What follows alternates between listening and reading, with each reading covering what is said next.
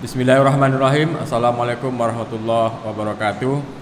Alhamdulillahirabbil alamin wassalatu wassalamu ala asrofil anbiya'i wal mursalin wa ala alihi wa ashabihi ajmain. Amma ba'du, sahabat TV MUI Kota Medan, bertemu lagi kita dalam bincang-bincang tentang hukum dan muamalah ya Islam, dan hari ini kita akan mengupas persoalan tentang yang berkaitan dengan lingkungan.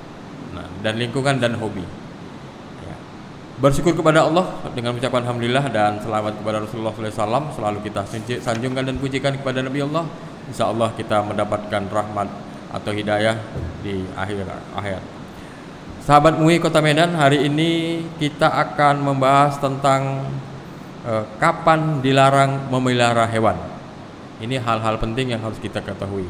Hadir di studio untuk sebagai narasumber adalah Dr. Andes Zulkarnain Sitanggang MA. Assalamualaikum Ustaz, selamat datang. Waalaikumsalam warahmatullahi wabarakatuh. Ya. Ustaz Zulkarnain adalah Ketua Komisi Sosial, Kesehatan, Lingkungan Hidup dan Bencana Alam MUI Kota Medan.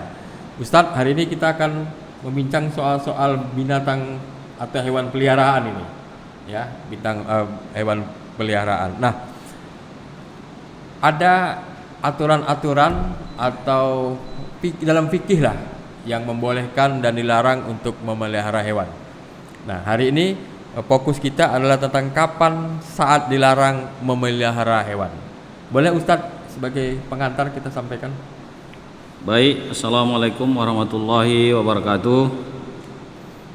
Rabbis rohli sadri wa yassirli amri wahlul 'uqdatam min lisani yafqahu qawli. Kompas TV, TV MUI Kota Medan yang dimuliakan Allah Subhanahu wa taala. Sebelum masuk saya kepada menjawab pertanyaan tadi, sebenarnya di dalam Islam ada 3 konsep yang harus kita budayakan. Pertama, apa yang disebut dengan al-intifa, yaitu bagaimana kita bisa mengambil manfaat dari segala sesuatu. Dan nanti kalau kita kaitkan dengan hewan, ada yang bisa kita manfaatkan, yang bisa kita ambil dari hewan. Kemudian yang kedua adalah ada yang disebut al-i'tibar, yaitu menggali pelajaran. Dalam hewan-hewan itu ada memiliki berapa sifat-sifat. Nah, sifat-sifat itu nanti bisa juga menjadi pelajaran bagi kita. Kemudian yang ketiga adalah adanya konsep al-islah, yaitu menjaga atau melestarikan daripada hewan. Nah, dalam tradisi Islam bahwa hewan itu ada bersifat ada yang boleh kita pelihara dan ada yang dilarang kita memeliharanya. Ya. Kalau misalnya yang boleh kita pelihara hewan-hewan itu ya secara umum, misalnya sapi, kambing atau domba, atau hewan kancil atau ikan. Nah, ini yang sifatnya adalah bisa kita budidayakan Dan bermanfaat ya. Dan ada kemanfaatan bagi umat manusia. Kemudian ada juga nilai produktivitas dari hewan-hewan tersebut, ya.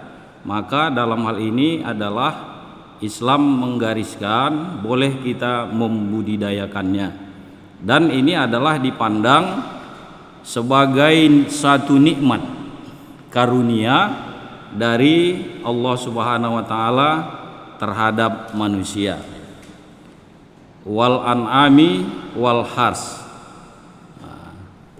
an'am ya. Kemudian kepada tumbuh-tumbuhan dan lain-lain. Ini banyak dijelaskan di dalam Al-Quran. Ini adalah merupakan nikmat dari Allah Subhanahu wa Ta'ala. Kemudian ada dia hewan yang memang dalam Islam itu dilarang. Misalnya ini adalah yang dapat membahayakan manusia, ya. Misalnya seperti ular, ya. Ular berbisa. Ya, berbisa. Kemudian anjing yang berbisa, ya. Dan lain-lain, ya. Artinya yang mempunyai taring. Ini juga yang mempunyai kuku. Ini sampai dia dilarang atau diharamkan untuk dipelihara. Tapi dengan catatan, ya, misalnya seperti anjing, ya. Ini anjing pun dalam istilah para ulama, jika anjing ini juga bisa kita manfaatkan, ya, tetapi dengan catatan beliau kita buat untuk menjaga lahan-lahan kita, ya, menjaga tanaman-tanaman, kemudian menjaga rumah, ya.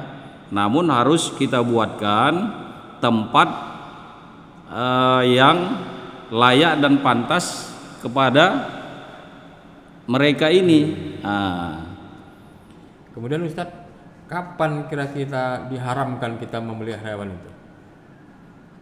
Kita diharamkan memelihara hewan ini, ya,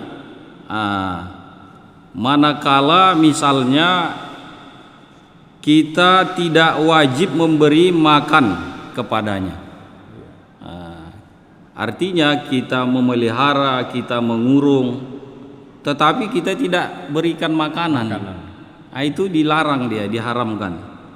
Kemudian kita tidak bisa membersihkan tempatnya, yang bisa mengundang virus dan membuat mafsadat atau penyakit. Kemudian ketika binatang-binatang itu tidak kita bersihkan kandangnya, kotorannya. Kemudian ketika kita tidak bisa membawanya ke klinik hewan ketika sakit. Ya. Kemudian ketika kita tidak bisa memberikan vaksin hewan kepadanya, maka pada saat kita tidak mampu itu, maka disitulah keharamannya. Kita memelihara hewan. Kalau kita contoh ini memelihara burung ini, burung yang kita kandangkan, ya kan, makan kita beri kebutuhannya, kandang kita bersihkan, tapi kebutuhan dia untuk, mohon maaf, untuk seksologinya lah gitu kan, ini kan burung butuh juga, dan dia kita kandangkan sekarang sendiri gitu, itu gimana hukumnya Ustaz? Ya, ini hukumnya juga haram. Kenapa? Karena kita juga adalah mengkebiri, ya, daripada hak daripada hewan itu.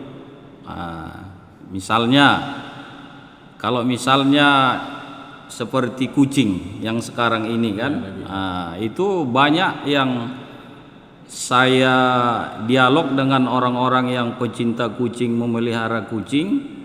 Nanti ada tanda-tandanya. Kalau misalnya kucing itu musim kawin lah, ya kan? Iya, jadi pemiliknya sudah mencarikan di mana betinanya, di mana jantannya. Jadi maunya seperti ini juga lah, untuk memelihara burung tadi. Kita juga harus membaca karakteristik daripada burung yang kita pelihara tadi.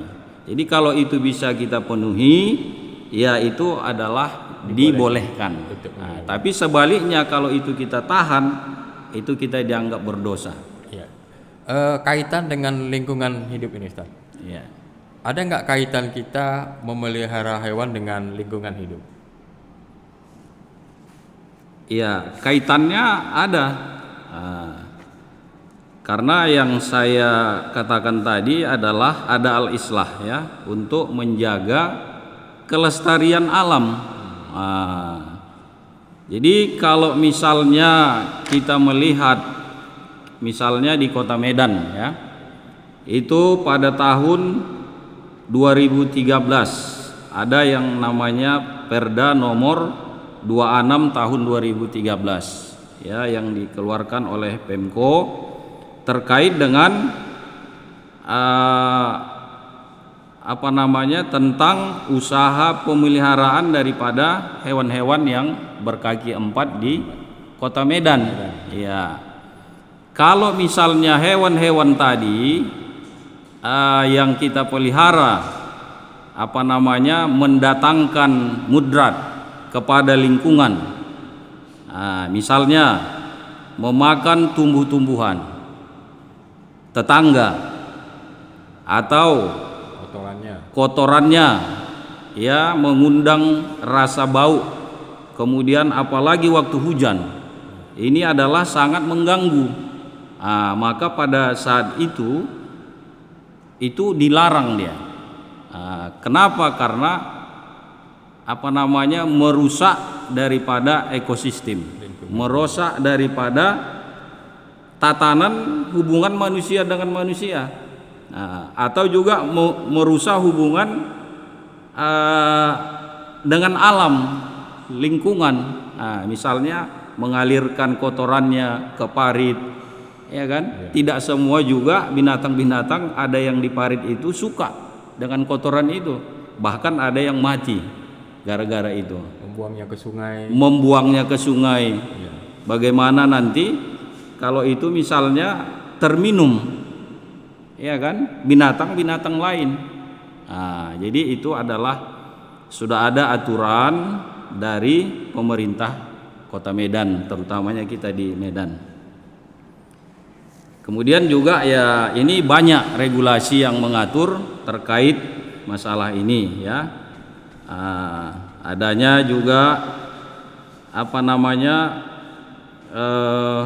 Undang-Undang Nomor 18 Tahun 2009 ya, terkait bagaimana peternakan dan kesehatan hewan ya. Ini banyak undang-undangnya dan peraturan pemerintah bagaimana supaya kita bisa taat ajas dalam menjaga harmonisasi lingkungan. Baik. Jadi Ustadz, apa kira-kira nasihat Ustadz terhadap orang-orang yang memelihara hewan tadi itu agar tidak merusak lingkungan dan tetap lingkungan itu lestari? Apa kira-kira saran Ustadz atau nasihat Ustadz? Iya, pertama, bagi orang-orang yang pencinta daripada hewan-hewan tadi, sebaiknya ia memahami tata cara bagaimana mengurus atau membudidayakan hewan-hewan ini ya, tidak bertentangan dengan regulasi yang ada. Kemudian juga kepada sebagai pemerintah ya, perindustrian dan perdagangan ini selalu melakukan pengawasan ya, memastikan di kecamatan atau di suatu tempat bahwa ada pemeliharaan hewan-hewan ini. Kemudian ya diharapkan juga ya kepada masyarakat sebagai media massa ya, lembaga swadaya masyarakat yang ini juga merupakan sebagai kontrol sosial, juga bisa memberikan himbauan-himbauan, tulisan-tulisan ya, agar masyarakat pecinta dan pemelihara hewan ini supaya berjalan semestinya, tidak dia memberikan mudrat kepada lingkungan sehingga dia berjalan dengan baik dan benar. Saya pikir jika ini kita lakukan, semua dia terjaga, lingkungan harmonis, kesehatan harmonis, dan bagi masyarakat yang ingin memelihara hewan-hewan tadi, jiwanya juga tersalurkan, kemudian lingkungan terjaga, kemudian ya Allah itu memberikan semacam payung pujian-pujian kepada orang-orang yang memelihara daripada hewan-hewan ini, karena ini merupakan juga nikmat dari Allah Subhanahu wa taala. Baik Ustadz, terima kasih atas kajiannya, dan karena waktu yang sangat terbatas, pemirsa TV MUI Kota Medan, kajian kita hari ini, pembahasan kita tentang kapan larangan untuk memelihara hewan. Tadi dari Ustadz Zulkarnain ya, dapat kita simpulkan bahwa kita boleh memelihara hewan, tapi harus memperhatikan hak-haknya, memenuhi hak-haknya. Hak hewan itu juga harus kita penuhi kalau kita pelihara. Kemudian memelihara hewan yang bermanfaat bagi manusia lainnya. Ya. Kemudian juga tadi Perda Kota Medan telah mengatur larangan untuk atau acuan bagi orang yang memelihara hewan, dan itu ada perda dilarang memelihara hewan kaki 4 di pemukiman penduduk. Jadi kaki 4 itu banyak, ada sapi, ada kambing, ya, dan ada babi dan lainnya. Itu dilarang oleh Pemko Medan dengan peraturan-peraturan daerah. Kenapa? Karena itu akan dapat merusak lingkungan, menyebabkan bau yang bisa mengganggu nafas, mengganggu udara, polusi udara, dan ini sudah diatur oleh Pemko Medan. Baik pemirsa TV Kota Medan, sampai hari ini pembahasan kita kali ini, mohon maaf kiranya ada persoalan atau penyampaian yang tidak pada tempatnya, dan terima kasih sekali lagi pada Ustadz Zulkarnain, ucapan terima kasih atas kajian-kajiannya, dan kiranya apa yang disampaikan bermanfaat untuk kita semua. Demikian, billahi taufiq hidayah. Assalamualaikum warahmatullahi wabarakatuh. Waalaikumsalam warahmatullahi wabarakatuh.